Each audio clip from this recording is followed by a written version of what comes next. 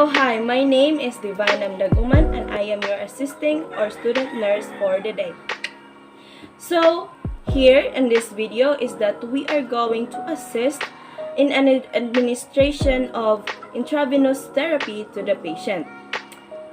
So what is IV therapy or intravenous therapy? IV therapy or intravenous therapy requires parenteral fluid or solution and special equipment such as administration set, IV pole, filters, and regulators to control flow rate and an established venous route. The purposes of intravenous therapy is to supply fluid to the client who are unable to take adequate volume of fluids by mouth. It is also to provide balance of electrolyte. This is also to provide water-soluble vitamins and medication. This is also to provide glucose or dextrose, which is the main fuel for metabolism. And also, this is to establish a lifetime for future purposes. So, to begin is that the first thing to consider is to review the doctor's order. Reviewing the doctor's order so that we are not going to have a mistake in providing medication to our patient. So after reviewing the doctor's order for the patient is that we are going to have a hand hygiene, which is to make our hands clean to avoid the spreading of microorganisms from ourselves and also to our patient.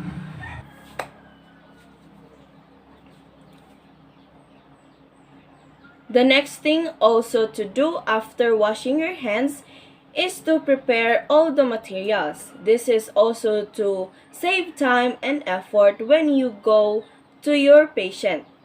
So the materials we are going to be needed during administration of intravenous therapy to the patient is the gloves, the infusion set, the IV tag, the cannula, of course the IV solution, the alcohol, the sharp container, the disposable or the waste receptacle, the adhesive, plaster, cotton balls, and also the povidone iodine solution, the alcohol swab, and also the betadine swab. So afterwards is that we need to check first the IV solution. We need to open the opener of this IV solution. After we pull or open the opener of the IV solution is that we are going to see the rubber port in which we are going to attach the spike of the infusion set to have a flow down to the patient. So here, after we open, we should not touch the rubber port because it is a sterile area and we need to maintain the cleanliness. So to clean also is to get an alcohol swab or a cotton with an alcohol or soap in an alcohol, and then we need to wipe the rubber port to make it clean and to avoid the transmission of microorganisms. And then we need to put it on the sharp container. And afterwards, we need to open the infusion set.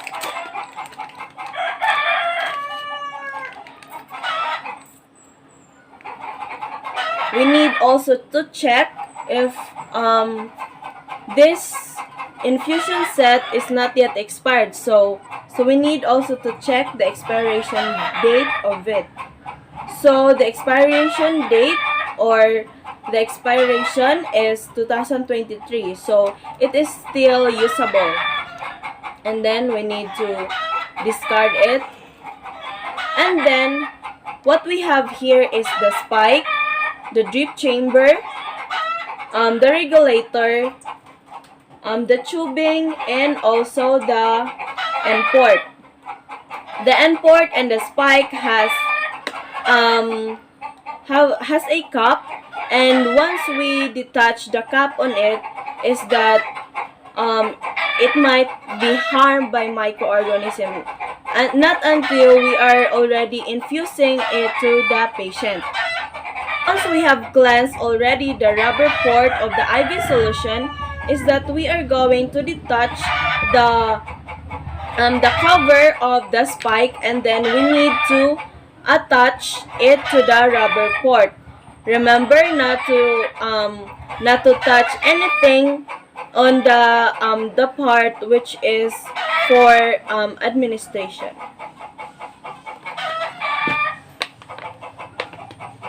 And afterwards, we need to invert it, and then we need to also adjust the regulator. So here in the regulator, if the rolling part of the regulator is up, it means no. So now, if we can see that the regulator here is on upward motion, it means that it is open. So when we get down, is that it is closed. So we are going to administer it to the patient. We need to get it open to have a flow, and then we must also consider that we need also to consider on what has the doctor's order, on how many flow rate per minute or per hour. Here, after we inverted the IV solution, is that we are going to gently press the IV solution to fill in the drip chamber. Before filling in the drip chamber, is that we need to kink here, the area here, because it is to avoid the flow or the invasion of the air to flow here on the tube, so that it is also to avoid the patient having an air flowing down to his or her vein. So we need to gently pressing the IV solution to have,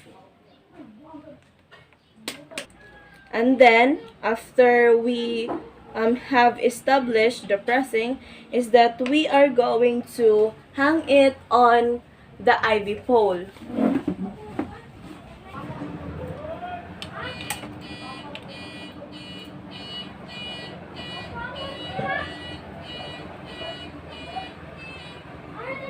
And then on the end port, we need also to consider that it is not harmed by any, and we need to protect it, and not unless we are already in the patient's area. After this, after we have established the connection of the IV solution to the tubings and also preparing all the materials, is that we are ready to go to the patient's room. So hi, we are already here on the patient's room, and once we get here on the patient's room, is that we need to ourselves to the patient and explain the procedures to provide the cooperation from the patient.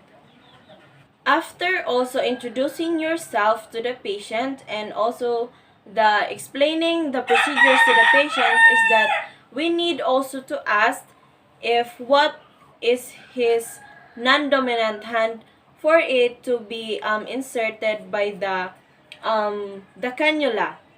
So as I have observed, this patient is left-handed, which is his left hand is his dominant hand. That is why we are going to administer or to insert the cannula on his right arm. To confirm his or her name from the patient's chart that the doctors ordered by.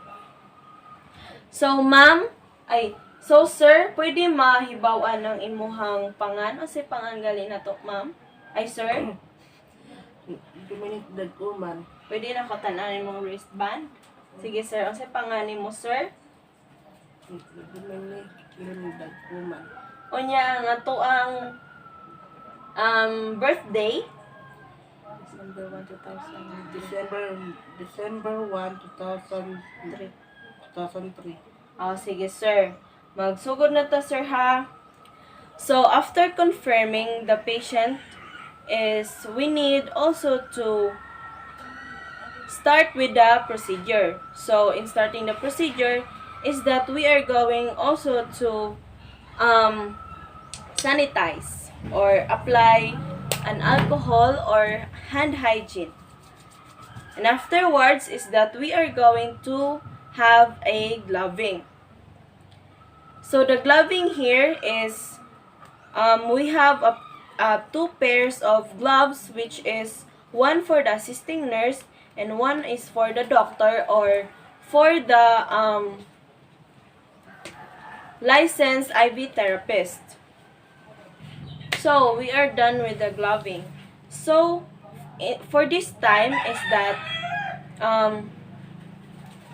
the doctor or the licensed IV therapist is now having or locating the venous or the vein of the patient into the arm. So as an assisting nurse is that you need also to provide the materials for the doctor. So the doctor has located already the vein is that you need to provide the doctor the tourniquet.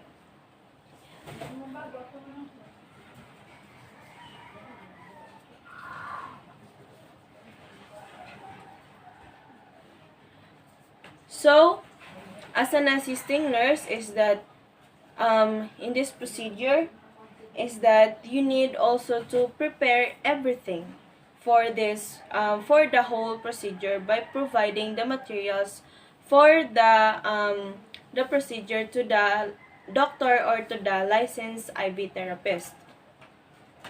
So once the doctor has located the vein into the patient is that you need to get an alcohol swab or a cotton with an alcohol or soak in alcohol, and then you need to wipe the area of the hand in which the vein is located, and then we need to wipe from inner to outer to provide also the cleanliness in the area.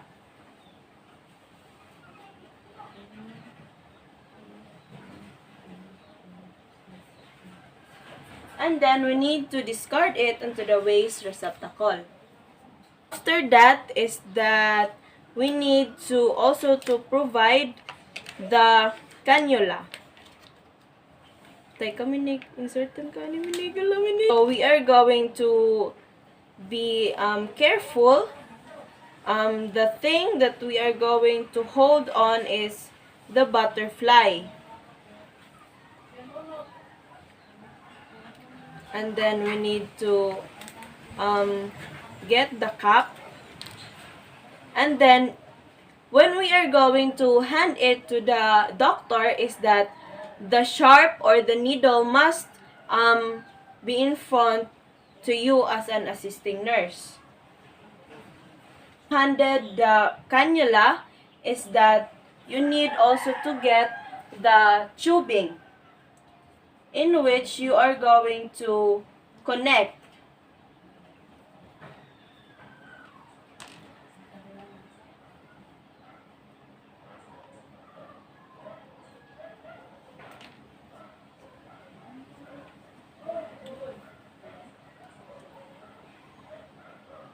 So after connecting the tube to the cannula is that it is the time that the nurse or the doctor will going to attach the cannula to the vein of the patient. Oh. Yan ang dugo. Oh. Amoy.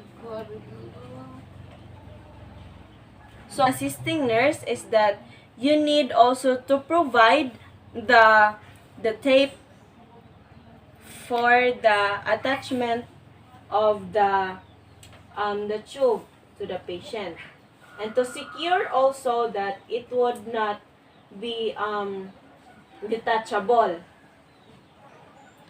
Ayun.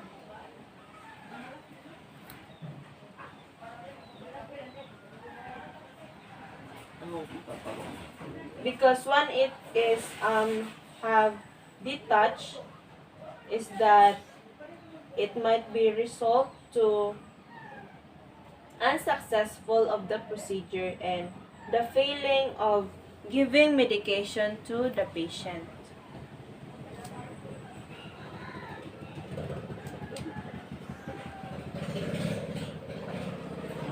So afterwards is that we need also to detach the tourniquet.